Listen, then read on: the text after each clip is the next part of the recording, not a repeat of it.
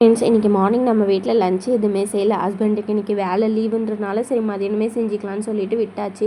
மதியானம் குஸ்கா தான் செஞ்சுருந்தேன். எனக்கு இந்த குஸ்கா, பிரியாணி, தக்காளி சாதம் இதெல்லாம் வீட்டில் செஞ்சால் ரொம்ப பிடிக்கும். ஆனால் எங்கள் ஹஸ்பண்டுக்கு ஹோட்டலில் சாப்பிட்டா தான் பிடிக்கும். அந்த பிரியாணிலாம் வீட்டில் செஞ்சால் அந்த மசாலா சரியில்லை, இது நீ போடலை அது போடலைன்னு சொல்லிட்டு சொல்லுவாங்க. அதனால் நான் வீட்டில் ரொம்ப செய்கிறதே கிடையாது. இன்றைக்கி காய்கறி எதுவுமே இல்லாததுனால சரி சிம்பிளாக இதையே செஞ்சிடலான்னு சொல்லிட்டு செஞ்சாச்சு. உங்கள் வீட்டில் யாருன்னா இந்த மாதிரி ஆளுங்க இருந்தாங்கன்னா கமெண்ட் பண்ணுங்கள். என் ஸ்டைலில் குஸ்கா எப்படி செய்யலான்னு சொல்லிட்டு காட்டுறேன் வாங்க.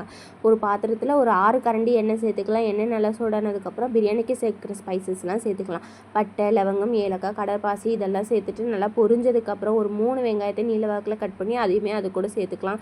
நல்லா வெங்காயம் ப்ரௌன் கலரில் ஆனதுக்கப்புறமா 2.5 ஸ்பூன் இஞ்சி பூண்டு பேஸ்ட்டு சேர்த்துக்கலாம். லைட்டாக உப்பு சேர்த்திங்கன்னா இஞ்சி பூண்டு பேஸ்ட்டு நல்லா அடி பிடிக்காமல் இருக்கும். சேர்த்துட்டு நல்லா கலந்து விட்டுட்டு 5 பச்சை மிளகா, 1 கை புதினா, 1 கை கொத்தமல்லி சேர்த்துட்டு கலந்து விட்டுக்கலாம். ஒரு 3 தக்காளி அது கூட நீல வாக்கில் கட் பண்ணி சேர்த்துட்டு கொஞ்சோண்டு உப்பு சேர்த்துக்கலாம். தக்காளி நல்லா வதங்குற அளவுக்கு இந்த மாதிரி உப்பு சேர்த்துட்டு இந்த மாதிரி கலந்து விட்டுட்டதுக்கப்புறமா ஒரு ஸ்பூன் காஷ்மீரி தூள் சேர்த்துக்கிறேன். நான் கலருக்காக சேர்க்குறேன். உங்களுக்கு கலர் வேணான்னா நீங்கள் ஸ்கிப் பண்ணிக்கலாம்.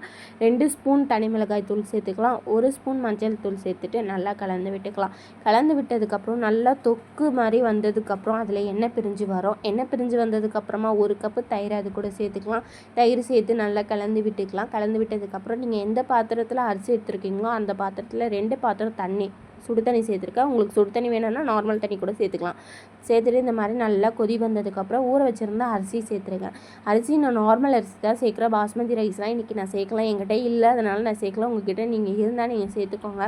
ஒரு கைப்பிடி புதினா சேர்த்துக்கலாம். கொஞ்சம் லெமன் புழிஞ்சு விட்டுக்கலாம். 6 ஸ்பூன் நெய் சேர்த்துக்கலாம். சேர்த்துறதுக்கப்புறமா இந்த மாதிரி வேஸ்ட்டான தோசைக்கல் ஏதாவது இருந்தால் அது மேலே அது வச்சுட்டு இந்த மாதிரி பாத்திரத்தை வச்சு நல்லா டம் போட்டு மூடி விட்டுடலாம். வீட்டான பொருளை இந்த மாதிரி மேலே வச்சுக்கோங்க. ஓப்பன் பண்ணி பார்த்தா ரொம்பவே சூப்பராக இருந்துச்சுங்க. வீடெல்லாம் கமகமன்னு இருந்துச்சு. பிரியாணி மாதிரியே ஸ்மெல் வந்துச்சு.